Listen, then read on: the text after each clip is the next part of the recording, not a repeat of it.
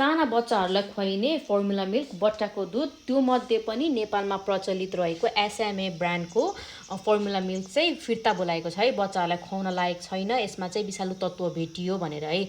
Nestle कम्पनीको यो formula मिल्कमा चाहिँ सेल्युलाइड भन्ने एउटा विषालु तत्त्व भेटिएको छ, जुन चाहिँ बच्चाले खाइसकेपछि बच्चालाई वकवकी लाग्ने, भोमिट हुने अनि अर्को चाहिँ एकदमै बेसरी पेट दुख्ने हुने गर्दछ है।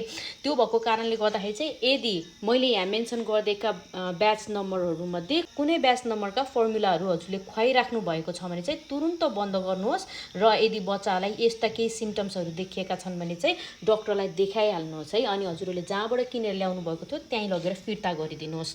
अनि ब्याच नम्बर चाहिँ तपाईँहरूले युज गरिराख्ने फर्मुलाको मुनिपट्टि बेसमा हुन्छ है।